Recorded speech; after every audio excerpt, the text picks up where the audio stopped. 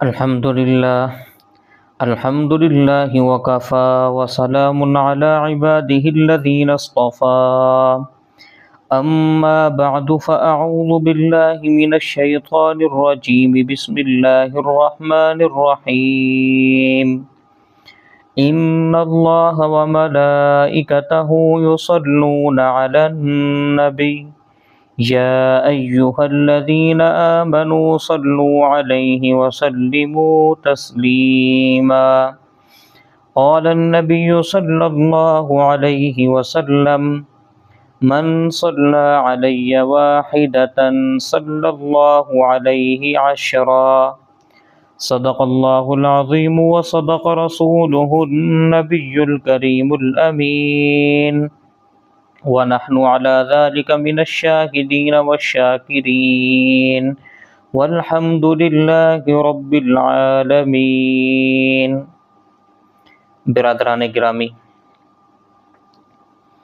اس وقت آپ حضرات کی خدمت میں دین کی دو اہم اور جامع عبادتیں بیان کرنا چاہتا ہوں۔ اللہ تبارک و تعالی مجھے بیان کرنے، پھر ہم سب کو ان پر عمل کرنے کی توفیق عطا فرمائے۔ ان میں سے ایک عبادت ہے درود شریف پڑھنے کی، اور دوسری عبادت ہے سرکار دو عالم صلی اللہ علیہ وسلم کی سنتوں پر عمل کرنے کی۔ یہ دونوں عبادتیں بہت ہی خاص الخاص ہیں اور اتنی اہم ہے کہ ان کی اہمیت کو جتنا بھی بیان کیا جائے کم ہے۔ سرکار دو عالم جناب رسول اللہ صلی اللہ علیہ وسلم کے طریقے پر عمل کرنے کی اہمیت تو آپ سب جانتے ہیں۔ آپ صلی اللہ علیہ وسلم کی اتباع اور آپ صلی اللہ علیہ وسلم کی پیروی، آپ صلی اللہ علیہ وسلم کے نقش قدم پر چلنا، یہ ہماری پوری زندگی پر محیط ہے۔ اسلام کے پانچوں شعبوں کے اندر یہ بات مکمل طور پر پائی جاتی ہے۔ ہمارے عقائد بھی اس وقت صحیح ہو سکتے ہیں جب وہ سنت کے مطابق ہوں۔ عبادتیں ہماری اس وقت قابل قبول ہو سکتی ہیں جب وہ سنت کے مطابق ہوں۔ ہماری معاشرت بھی اسی وقت صحیح ہو سکتی ہے جب وہ سنت کے دائرے میں ہو۔ ہمارے معاملات بھی اسی وقت درست ہو سکتے ہیں جب وہ سنت کے طریقے پر ہوں۔ ہمارے اخلاق اور ظاہر و باطن کے اعمال بھی اسی وقت اللہ تعالیٰ کے ہاں قابل قبول ہو سکتے ہیں جب وہ سنت پر ہوں۔ تو دین کا ہر عمل ہمیں یہ دعوت دیتا ہے کہ ہم اس کو نبی کریم صلی اللہ علیہ وسلم کے بتائے ہوئے طریقے کے مطابق کریں۔ خود سرکار دو عالم صلی اللہ علیہ وسلم نے فرما دیا کہ سب سے بہترین کلام اللہ کا کلام ہے، اور سب سے بہترین طریقہ سرکار دو عالم صلی اللہ علیہ وسلم کا طریقہ ہے۔ نجات کے لیے حضور صلی اللہ علیہ وسلم کی اتباع کے سوا کوئی اور طریقہ اور کوئی اور راستہ ہی نہیں ہے۔ اگر کسی کو اللہ تعالیٰ کا قرب اور اللہ تعالیٰ کی رضا حاصل کرنی ہے تو اس کو اپنی زندگی حضور صلی اللہ علیہ وسلم کے نقش قدم پر اور سنت کے مطابق گزارنا ضروری ہے۔ اس سلسلے میں دو کتابوں کے مطالعے کی طرف میں توجہ کرنا چاہوں گا، جس سے ہم بہت حد تک نبی کریم صلی اللہ علیہ وسلم کی سنتوں کو آسانی سے اپنے عمل میں لا سکتے ہیں۔ ایک تو چھوٹی سی کتاب ہے لیکن بڑی جامع اور بہت ہی آسان کتاب ہے، اس کا نام ہے علیکم بسنتی۔ یہ کتاب تمام دینی اداروں اور دینی کتب خانوں سے بآسانی مل جاتی ہے۔ اس میں 24 گھنٹوں کی سنتیں لکھی گئی ہیں۔ صبح آدمی کس طرح اٹھے اور شام تک سنتوں کے مطابق اپنا دن کس طرح گزارے، اور جب رات کو بستر پر آئے تو سنت کے مطابق کس طرح سوئے۔ ہم روزانہ بہت سارے کام کرتے ہیں مگر اپنی مرضی کے مطابق اور اپنی طبیعت کے مطابق کرتے ہیں۔ وہی کام ہم سنت کے مطابق بھی کر سکتے ہیں۔ سنت کے مطابق کام کرنے سے وہ کام دین بھی بن جائے گا اور مقبول بھی ہو جائے گا اور اللہ تعالیٰ کے قرب کا ذریعہ بھی بنے گا۔ اس میں نہ ہمیں کوئی الگ سے زیادہ وقت لگانا پڑے گا، نہ کوئی نئے کام ہمیں کرنے پڑیں گے۔ ہر انسان کو صبح سو کر اٹھنا ہے اور اٹھ کر اپنی طبی ضرورت کے لیے بیت الخلاء میں بھی جانا ہے۔ پھر بیت الخلاء سے آنا بھی ہے، پھر وضو بھی کرنا ہے، کپڑے بدلنے ہیں، پھر اس کے بعد نماز پڑھنی ہے۔ نماز کے لیے مردوں کو گھر سے باہر مسجد میں جانا ہے، مسجد سے آنا ہے، خواتین کو گھر میں نماز پڑھنی ہے، واپس آنے کے بعد پھر ناشتہ کرنا، ناشتہ کرنے کے بعد پھر گھر سے نکلنا ہے۔ مردوں کو اپنی حلال روزی کمانے کے لیے جانا ہے، عورتوں کو امور خانہ داری انجام دینے ہیں۔ اسی طرح شام ہو جاتی ہے۔ یہ سب چیزیں سنت کے مطابق بھی ہو سکتی ہیں۔ بازار میں بھی جب ہم خرید و فروخت کرتے ہیں، لین دین کرتے ہیں، ایک دوسرے سے ملتے ہیں، اس میں بھی سنت کے طور طریقے موجود ہیں۔ یہ تمام طریقے اس کتاب میں موجود ہیں، اور یہ عجیب و غریب کتاب ہے، بس مطالعہ کرنے کے قابل ہے۔ ہر مسلمان مرد و عورت کے پاس یہ کتاب ہونی چاہیے۔ اس میں 24 گھنٹے کی سنتیں اور اس کے علاوہ اور بھی سنتیں اس میں لکھی گئی ہیں۔ یہ بہت اہم رسالہ ہے۔ اور دوسری کتاب اسوہ رسول اکرم صلی اللہ علیہ وسلم، یہ حضرت ڈاکٹر عبد الحی عارفی رحمہ اللہ تعالی نے تحریر فرمائی ہے۔ یہ دراصل اسی علیکم بسنتی کی شرح ہے، اور پوری علیکم بسنتی اس کے اندر موجود ہے۔ پھر حضرت نے اس کے اندر اضافہ یہ کیا اور یہ کمال پیدا فرمایا کہ پیدائش سے لے کر موت تک کی تمام سنتیں اس کے اندر لکھ دیں، یعنی زندگی کے تمام اہم گوشوں کے بارے میں حضرت نے اہم سنتیں اس کے اندر اردو زبان میں بہت ہی آسان اور عام فہم انداز میں بیان فرمائی ہیں۔ یہاں تک کہ موت کی وقت کی سنتیں حضرت نے اس میں تحریر فرما دی۔ دو چیزیں ایسی ہیں جو بندے کو قیامت کے دن نبی کریم صلی اللہ علیہ وسلم کے سب سے زیادہ قریب کرنے والے ہوں گی۔ ان میں سے ایک اتباع سنت ہے۔ جتنا کوئی شخص حضور صلی اللہ علیہ وسلم کی سنتوں کو اپنے عمل میں لائے گا اور سنتوں پر عمل کا عادی بنے گا، اتنا ہی وہ قیامت کے دن سرکار دو عالم صلی اللہ علیہ وسلم کے زیادہ قریب ہوگا۔ دوسری چیز درود شریف کی کثرت ہے۔ جو شخص جتنا زیادہ درود شریف پڑھنے کا عادی ہوگا، اتنا ہی وہ قیامت کے دن حضور اکرم صلی اللہ علیہ وسلم سے زیادہ قریب ہوگا۔ ایک حدیث میں یہ بھی ہے کہ اللہ پاک درود شریف کثرت سے پڑھنے والوں کو سب سے زیادہ قیامت کی ہولناکیوں سے محفوظ و مامون رکھیں گے۔ قیامت کا آنا بالکل اٹل ہے، جیسے مرنا بالکل اٹل ہے۔ قیامت کی ہولناکیاں جو احادیث کے اندر اور قرآن کریم کے اندر بیان کی گئی ہیں، وہ بالکل حرف بحرف سچی ہیں۔ قیامت ضرور آنی ہے، اور قیامت کے ساتھ ساتھ قیامت کی تباہ کاریاں بھی ضرور آئیں گی۔ ان تباہ کاریوں سے بچنے کے لیے ایسے آسان طریقے اللہ اور اس کے رسول صلی اللہ علیہ وسلم نے ارشاد فرمائے ہیں کہ اگر ہم ان کو اختیار کر لیں تو جب قیامت آئے گی تو ان طریقوں پر عمل کرنے والا انشاءاللہ قیامت کی تمام ہولناکیوں سے، تباہ کاریوں سے، ہلاکتوں سے اور پریشانیوں سے بالکل محفوظ رہے گا۔ ان میں سے ایک طریقہ تو اتباع سنت ہے، اور دوسرا طریقہ درود شریف کی کثرت ہے۔ جو شخص دنیا میں کثرت سے درود شریف پڑھتا ہوگا، وہ قیامت کے دن حضور اکرم صلی اللہ علیہ وسلم سے زیادہ قریب ہوگا، اور جو شخص حضور صلی اللہ علیہ وسلم سے زیادہ قریب ہوگا، وہ کیسے قیامت کی ہولناکیوں سے دوچار ہوگا۔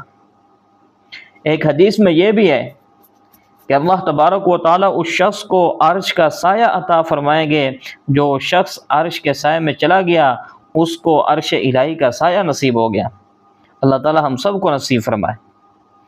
تو جس کو عرش الہی کا سایہ نصیب ہو گیا، گویا وہ کامیاب ہو گیا۔ اس کی ایک ہلکی سی مثال عرض کرتا ہوں کہ جون جولائی کا مہینہ ہو اور قیامت خیز گرمی پڑ رہی ہو، ہر طرف دھوپ ہی دھوپ ہو، دور دور تک سائے کا نام و نشان نہ ہو۔ ایسی حالت میں ایک شخص ایئر کنڈیشن کمرے کے اندر آرام کر رہا ہے، اور باقی لوگ دھوپ کے اندر بغیر سائے کے تکلیف میں، پریشانی میں اور حیران و پریشان ہے کہ کہاں جائیں۔ نہ پانی پینے کو ملتا ہے، نہ سائے کے لیے کوئی درخت نظر آتا ہے۔ تو بتاؤ، یہ شخص جو ایئر کنڈیشن کمرے میں آرام کر رہا ہے، وہ دوسروں کی بنسبت کتنا زیادہ آرام اور چین و سکون میں ہوگا۔ اسی طرح جو لوگ عرش کے سائے میں ہوں گے، وہ قیامت کی ساری تکلیفوں اور ساری پریشانیوں سے بالکل محفوظ اور مامون رہیں گے، اور جو لوگ عرش الہی سے باہر ہوں گے، وہ قیامت کی ہولناکیوں سے دوچار ہوں گے۔ اس لیے ہمیں چاہیے ہم ان دو عبادتوں کو زندگی بھر کا معمول بنا لیں۔ سنتوں پر عمل کرنے کا طریقہ یہ ہے کہ پہلے علیکم بسنتی کی ایک ایک سنت اپنے عمل میں لے لیں، اور پیار و محبت کے ساتھ اپنے گھر والوں کے عمل میں لانے کی کوشش کریں۔ جب یہ کتاب ایک دو مرتبہ پوری ہو جائے تو پھر اسوہ رسول اکرم صلی اللہ علیہ وسلم شروع کر دیں، اور رات کو سونے سے پہلے اپنے بچوں کو جمع کر کے ایک صفحہ یا آدھا صفحہ اسوہ رسول اکرم صلی اللہ علیہ وسلم کا پڑھ کر سنا دیا کریں۔ یہ زندگی بھر کا معمول بنا لیں، جیسے روزانہ سونا اور جاگنا ہے، کھانا اور پینا ہے، اسی طرح روزانہ یہ اتباع سنت کی تعلیم دینا اور لینا ہے۔ اسی طرح سے آہستہ آہستہ جب سنتیں ذہن میں بیٹھیں گی تو انشاءاللہ تعالی عمل میں بھی آئیں گی۔ اس کے ساتھ ساتھ ایک یہ بھی معمول بنا لیں کہ روزانہ بلا ناغہ گڑ گڑا کر اللہ تعالیٰ سے دعا کرتے رہیں کہ یا اللہ مجھ کو اور میرے اہل عیال کو اتباع سنت کی مکمل توفیق عطا فرما، تاکہ ہمارا ظاہر و باطن اور ہماری ساری زندگی سنت کے سانچے میں ڈھل جائے۔ اور دوسری عبادت یہ ہے کہ ہم زبان سے کثرت سے درود شریف پڑھنے کے عادی بن جائیں۔ زندگی میں ایک بار درود شریف پڑھنا فرض ہے، جیسے زندگی میں ایک مرتبہ حج فرض ہوتا ہے، ایسے ہی ایک مرتبہ درود شریف پڑھنا فرض ہے۔ اس کے بعد جس مجلس میں بھی سرکار دو عالم صلی اللہ علیہ وسلم کا نام ہم خود اپنی زبان سے لیں یا کسی کی زبان سے سنیں یا کسی کتاب میں پڑھیں یا کسی کتاب پڑھنے والے سے سنیں یا کسی نعت میں نظم میں پڑھیں یا سنیں، اور چاہے ریڈیو پر ہو سنیں یا بغیر ریڈیو کو سنیں، جب ہم کسی مجلس میں پہلی مرتبہ حضور اکرم صلی اللہ علیہ وسلم کا اسم گرامی سنیں گے تو ایک مرتبہ درود شریف پڑھنا واجب ہوگا، اور اسی مجلس میں ایک سے زیادہ مرتبہ ہم حضور صلی اللہ علیہ وسلم کا نام سنیں گے تو ہر مرتبہ درود شریف پڑھنا مستحب ہے، اس کو بھی یاد رکھنا چاہیے۔ بس اوقات ہم بیٹھے ہوتے ہیں، حضور اکرم صلی اللہ علیہ وسلم کا اسم گرامی ہماری کانوں میں آتا ہے، اگر کسی نے پوری مجلس کے اندر ایک مرتبہ بھی حضور اکرم صلی اللہ علیہ وسلم کے اسم گرامی کو سننے کے بعد درود شریف نہ پڑھا تو یہ ترک واجب ہو گیا، لہذا ترک واجب کا گناہ ہوگا، اللہ بچائے، جو بڑا سنگین گناہ ہے۔ اور اگر ایک سے زیادہ مرتبہ حضور اکرم صلی اللہ علیہ وسلم کا اسم گرامی لیں یا سنیں تو حضور اکرم صلی اللہ علیہ وسلم کے احسانات کا تقاضا ہے کہ ہر مرتبہ ہی درود شریف پڑھنا چاہیے۔ اور پھر صلی اللہ علیہ وسلم ایسا درود شریف ہے جو چھوٹا سا بھی ہے، جامع بھی ہے، مکمل بھی ہے اور آسان بھی ہے، لہذا یہ تو ہم سب کی زبان پر بالکل ایسے رواں ہونا چاہیے جیسے لا الہ الا اللہ محمد الرسول اللہ صلی اللہ علیہ وسلم ہماری زبان پر آسان اور رواں ہے۔ تو جب بھی ہم حضور صلی اللہ علیہ وسلم کا نام لیں تو صلی اللہ علیہ وسلم پڑھ لیا کریں۔ اگر حضور کا نام 100 مرتبہ لیں یا سنیں تو 100 مرتبہ ہمیں صلی اللہ علیہ وسلم کہنا چاہیے، خالی علیہ السلام کہنے میں اکتفا نہیں کرنا چاہیے۔ اور بعض لوگ جب کتاب لکھتے ہیں یا خط لکھتے ہیں تو اس میں حضور اکرم صلی اللہ علیہ وسلم کا اسم گرامی آتا ہے تو صلی اللہ علیہ وسلم نہیں لکھتے بلکہ صاد کا نشان بنا دیتے ہیں، یا صاد سے آگے بڑھ کر صلعم صاد لام عین میم اس کو اوپر لکھ دیتے ہیں، جو اشارہ ہوتا ہے صلی اللہ علیہ وسلم کا۔ یاد رکھیں اس اشارے سے درود شریف ادا نہیں ہوتا، یہ درود شریف نہیں ہے، یہ درود شریف کی علامت ہے اور درود شریف کا اشارہ ہے، اور یہ لکھنا بخل ہے۔ اگر کسی نے پورے خط میں حضور اکرم صلی اللہ علیہ وسلم کا اسم گرامی ایک یا ایک سے زیادہ مرتبہ لکھا اور ایک مرتبہ بھی صلی اللہ علیہ وسلم پورا نہ لکھا تو وہ ترک واجب کی وجہ سے گناہ گار ہوگا، چاہے ہر جگہ اس نے صاد کا نشان بنا دیا ہو اور چاہے ہر جگہ اس نے سلام صرف لکھ دیا ہو، تب بھی درود شریف چھوڑنے کا گناہ ہوگا۔ اور اگر ایک مرتبہ صلی اللہ علیہ وسلم لکھ دیا یا زبان سے کہہ دیا تو واجب ادا ہو گیا، آگے نہ لکھا تو مستحب کی فضیلت سے محروم رہے گا۔ لیکن حضور اکرم صلی اللہ علیہ وسلم کے جو احسانات ہیں ان کا تقاضا یہ ہے کہ جہاں زبان سے کہنے کا موقع آئے تو ہر مرتبہ صلی اللہ علیہ وسلم کہے، اور جہاں لکھنے کا موقع آئے تو ہر مرتبہ صلی اللہ علیہ وسلم لکھے۔ یہ جو حضرات محدثین ہیں جن کا کام ہے حدیثیں لکھنا، ان کو سب سے زیادہ اس کی ضرورت ہو سکتی تھی کہ وہ حضور صلی اللہ علیہ وسلم کے نام کے ساتھ صلی اللہ علیہ وسلم نہ لکھتے، اس لیے کہ حدیثوں میں ہر سطر کے اندر ورنہ ایک دو سطر کے بعد تو نبی اکرم صلی اللہ علیہ وسلم کا نام آتا ہی ہے، لیکن الحمدللہ یہ حضرات محدثین اس معاملے میں اس بات کے بڑے پابند ہیں کہ ہر مرتبہ حضور اکرم صلی اللہ علیہ وسلم کے نام کے ساتھ صلی اللہ علیہ وسلم لکھتے ہیں۔ آپ بخاری شریف دیکھ لیں، ترمذی شریف دیکھ لیں، صحاح ستہ کی کوئی کتاب دیکھ لیں، یہ حدیث کی دوسری کتابیں دیکھ لیں، ہر مرتبہ حضور صلی اللہ علیہ وسلم کے نام کے ساتھ صلی اللہ علیہ وسلم لکھا ہوتا ہے۔ حالانکہ ان کو سب سے زیادہ اس بات کی ضرورت پیش آتی ہے کہ بجائے بار بار صلی اللہ علیہ وسلم لکھنے کے صرف صاد یا صلعم لکھ دیتے، مگر وہ پورا صلی اللہ علیہ وسلم لکھتے ہیں، اور ہمیں تو زیادہ لکھنے کی ضرورت بھی پیش نہیں آتی، لہذا ہمیں تو ہر مرتبہ پورا صلی اللہ علیہ وسلم پڑھنا یا لکھنا چاہیے۔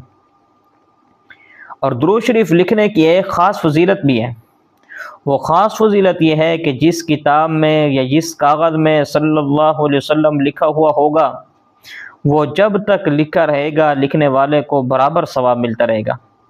اس میں سراسر ہمارا ہی فائدہ ہوا کہ اگر لکھ دیا یا لکھنے کے بعد چھاپ دیا تو جب تک وہ درود شریف موجود رہے گا برابر ثواب ملتا رہے گا۔ زاد السعید میں حضرت تھانوی رحمہ اللہ تعالیٰ نے ایک کاتب کی حکایت لکھی ہے کہ ایک کاتب تھے، ان کاتب صاحب کا یہ معمول تھا کہ جب وہ کوئی مضمون لکھتے اور دوران کتابت مضمون میں جناب نبی کریم صلی اللہ علیہ وسلم کا اسم گرامی آتا تو اگر اصل مضمون نگار نے صلی اللہ علیہ وسلم نہ لکھا ہوتا تو کاتب صاحب حضور صلی اللہ علیہ وسلم کے نام کے ساتھ صلی اللہ علیہ وسلم بڑھا دیتے تھے۔ جب ان کا انتقال ہو گیا تو کسی نے خواب میں دیکھا اور پوچھا کہ تمہارے ساتھ کیا معاملہ ہوا؟ وہ فرمانے لگے کہ مجھے اللہ تعالیٰ نے اپنے فضل سے بخش دیا ہے۔ انہوں نے پوچھا کہ کس عمل کی بدولت تمہاری بخشش ہوئی؟ تو کاتب صاحب نے فرمایا کہ چونکہ میرا یہ معمول تھا کہ میں حضور اکرم صلی اللہ علیہ وسلم کے اسم گرامی کے ساتھ صلی اللہ علیہ وسلم بڑھا دیا کرتا تھا تو اللہ تعالیٰ کو میرا یہ عمل پسند آیا، اور اتنا عمل پسند آیا کہ اس کی برکت سے اللہ تعالیٰ نے میری بخشش فرما دی اور مجھ کو ایسی ایسی نعمتیں عطا فرما دی جو آج تک کسی آنکھ نے نہ دیکھی، نہ کسی کان نے سنی، نہ کسی کے وہم و گمان میں ان کا خیال گزرا ہے۔ یعنی کسی کے وہم و گمان میں بھی ایسی نعمتیں نہیں آئی جو اللہ تعالیٰ نے مجھے درود شریف لکھنے کی برکت سے عطا فرما دی۔ اور حضرت تھانوی رحمہ اللہ تعالیٰ نے ایک اور عجیب قصہ لکھا ہے کہ ایک کاتب صاحب تھے، ان کا بھی عجیب معمول تھا۔ اللہ تعالیٰ یہ اچھے اچھے معمول ہمیں بھی بنانے کی توفیق عطا فرمائے۔ انہوں نے ایک الگ سی کاپی بنائی ہوئی تھی، ان کا یہ معمول تھا کہ روزانہ جب وہ اجرت کے طور پر کتابت کرنے کے لیے بیٹھتے تو سب سے پہلے اس کاپی کے اندر ایک درود شریف بہت ہی خوش خط لکھتے اور کاپی رکھ دیتے، اور پھر شام تک کتابت کرتے، اس کی اجرت سے اپنا گزارا کرتے۔ زندگی اسی طرح گزر رہی تھی۔ جب انتقال کا وقت آیا تو آپ کے کوئی شاگرد آپ کے پاس آئے، آپ ان کو کہنے لگے کہ آخرت کا معاملہ سامنے ہے، دیکھو کیا انجام ہوتا ہے، میرے ساتھ کیا معاملہ ہوتا ہے۔ ان کو بہت ہی خوف محسوس ہونے لگا، تو اسی وقت ایک مجذوب ان کے پاس سے گزرا، اس نے کہا کہ بابا کیوں گھبراتا ہے، تمہاری وہ کاپی اللہ کی بارگاہ میں پیش ہو گئی ہے اور اس پہ صحیح کے نشان بن گئے ہیں کہ یہ درود شریف بھی صحیح ہے، یہ بھی بہت اچھا ہے، یہ بھی بہت اچھا ہے، یہ بھی ٹھیک ہے، یہ بھی ٹھیک ہے۔ تمہارے درود وہاں پر پاس ہو رہے ہیں اور تم یہاں گھبرا رہے ہو، تمہیں گھبرانے کی کیا ضرورت ہے؟ حقیقت یہ ہے کہ درود شریف ایسی بڑی دولت ہے۔ اللہ تعالی ہمیں مرتے دم تک نصیب فرمائے، آمین۔ ایک حدیث میں آتا ہے کہ اگر کوئی آدمی صرف ایک مرتبہ درود شریف پڑھے اور اخلاص سے پڑھے اور وہ قبول ہو جائے، اسی لمحے اس کے 80 سال کے گناہ معاف ہو جاتے ہیں۔ اتنی بڑی دولت ہے اور اتنی بڑی نعمت ہے۔ شیخ الحدیث حضرت مولانا زکریا رحمہ اللہ تعالی نے یہ فضائل درود کے اندر ایک قصہ لکھا ہے کہ حضرت حسن بصری رحمہ اللہ تعالی کی خدمت میں ایک عورت آئی اور اس نے کہا کہ حضرت میری بیٹی کا چند روز پہلے انتقال ہو گیا ہے اور وہ اب تک مجھے خواب میں نظر نہیں آئی، میرا جی چاہتا ہے کہ میں خواب میں دیکھوں وہ کس حال میں ہے، حضرت کوئی ترکیب بتائیے کہ خواب میں میری بیٹی مجھ کو نظر آ جائے۔ حضرت حسن بصری رحمہ اللہ تعالی نے فرمایا کہ تم رات کو سونے سے پہلے 4 رکعت نفل پڑھو، چاروں رکعت میں سورۃ فاتحہ کے بعد الہاکم التکاثر والی سورت پڑھو، 4 رکعت نفل پڑھنے کے بعد بستر پر لیٹ جاؤ، کسی سے بات نہ کرو اور درود شریف پڑھتی پڑھتی سو جاؤ، تو خواب میں وہ تمہاری بیٹی سے تمہاری ملاقات ہو جائے گی اور اس کی زیارت تم کو ہو جائے گی اور اپنا حال تم کو بتا دے گی۔ یہ سن کر وہ عورت چلی گئی اور اس نے جا کر اس پر عمل کیا تو خواب میں اس کو بیٹی نظر آئی، لیکن اس نے اپنی بیٹی کو بہت ہی خوفناک اور ہولناک عذاب میں دیکھا۔ اس نے دیکھا کہ تارکول کا لباس اس کو پہنایا ہوا ہے، ہاتھوں میں ہتھکڑیاں ہیں اور پاؤں میں جہنم کی آگ کی زنجیریں بندھی ہوئی ہیں۔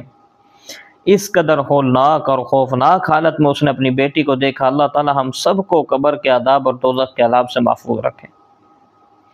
صبح جب اس کی آنکھ کھلی تو اس کی چیخیں نکل گئیں۔ روتی ہوئی حضرت حسن بصری رحمہ اللہ تعالیٰ کی خدمت میں حاضر ہوئی اور عرض کیا کہ حضرت، بیٹی سے ملاقات تو ہو گئی لیکن میں نے اس کو ہولناک اور خوفناک عذاب میں مبتلا ہے دیکھا ہے۔ اب آپ کوئی ترکیب بتلائیے کہ اس عذاب سے چھٹکارا پائیں۔ حضرت نے فرمایا کہ ایسا کرو، اس کی طرف سے صدقہ دو، شاید اللہ پاک صدقے کی برکت سے اس عذاب کو ٹال دے اور اس کو نجات عطا فرما دے۔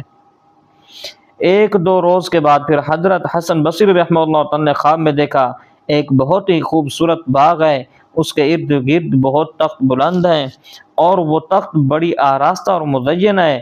اس تخت کے اوپر ایک بہت ہی حسین و جمیل لڑکی بیٹھی ہوئی ہے، اس کے سر پر ایک نور کا تاج ہے جس کی وجہ سے اس کے چاروں طرف نور ہی نور پھیلا ہوا ہے۔ اس لڑکی نے خود ہی حضرت حسن بصری رحمہ اللہ تعالیٰ سے پوچھا کہ حضرت آپ مجھے پہچانتے ہیں، میں کون ہوں؟ حضرت نے فرمایا کہ میں نہیں پہچانتا کہ تم کون ہو۔ وہ کہنے لگی کہ میں اسی عورت کی بیٹی ہوں جس نے مجھے دیکھنے کے لیے آپ سے ترکیب پوچھی تھی، میں وہی لڑکی ہوں، وہ میری ماں تھی جو آپ کے پاس آئی تھی۔ اور حضرت حسن بصری رحمہ اللہ تعالیٰ نے فرمایا کہ تمہاری ماں نے تو تمہارا حال بہت ہی خوفناک اور ہولناک دیکھا تھا اور تم تو یہاں ماشاءاللہ موج کر رہی ہو، تمہاری حالت تو بہت اچھی ہے، یہ کیا بات ہے؟ تمہاری ماں نے کیسی حالت میں دیکھا اور میں ایسی حالت میں دیکھ رہا ہوں کہ تم بہت آرام میں ہو، راحت میں ہو، ہر طرح کی سہولت اللہ تعالیٰ نے تمہیں دے رکھی ہے۔ اس نے کہا کہ میری ماں نے بھی صحیح دیکھا تھا اور آپ بھی صحیح دیکھ رہے ہیں۔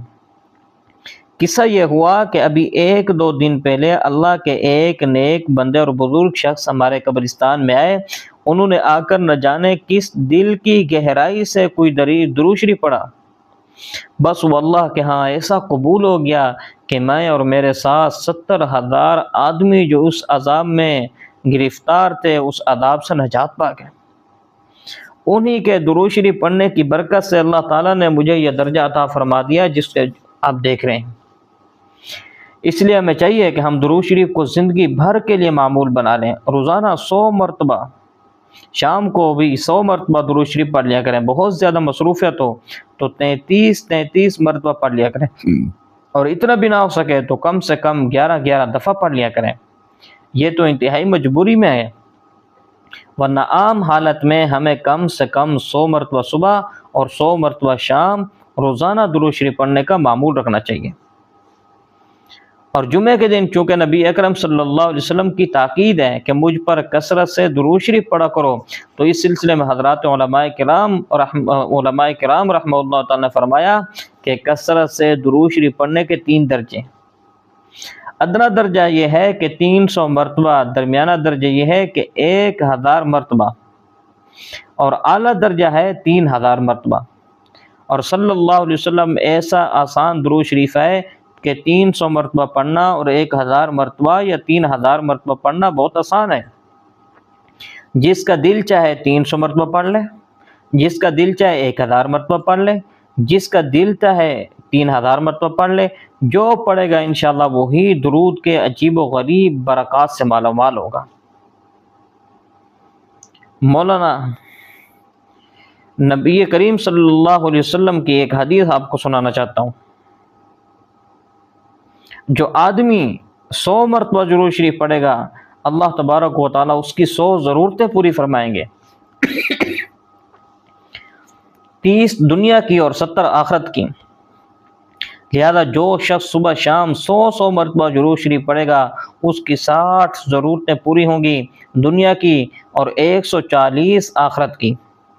جبکہ ہماری روزانہ 60 ضرورتیں بھی نہیں ہوتی، جب بھی ہم غور کریں گے تو کسی کی 3، کسی کی 5، کسی کی 10، کسی کی 15، کسی کی 20 اور کسی کی 30 ضرورتیں ہوں گی۔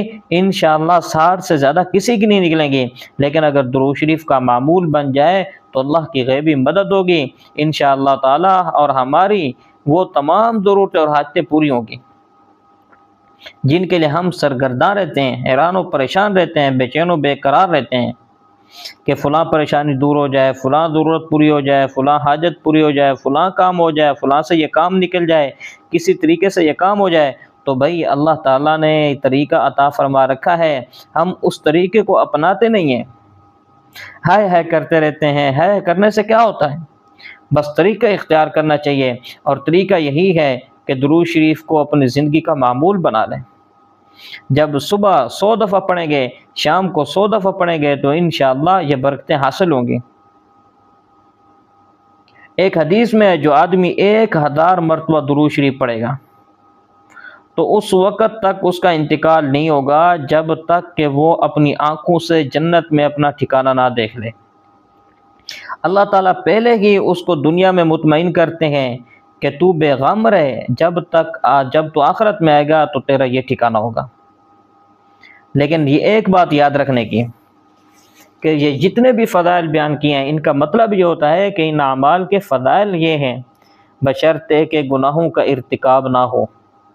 اگر ہو جائے تو سچی توبہ اس کے ساتھ ہو، لیکن اگر کوئی دوسری طرف چوری کرے گا یا ڈاکہ ڈالے گا، بدنظری کرے گا، جھوٹ بولے گا، غیبت کرے گا، کم تولے گا، ناچے گا، گانا سنے گا، فلمیں دیکھے گا، خواتین بے پردگی کریں گی، تو ان گناہوں کا وبال جو حدیث میں ارشاد ہوا ہے وہ بھی سچا ہے اور بالکل برحق ہے۔ لہذا ان فضائل کے ساتھ ساتھ ہم اس بات کا بھی پورا اہتمام کریں کہ جو بدعات ہیں، منکرات ہیں، خواہشات ہیں، جن میں ہم غرق ہیں،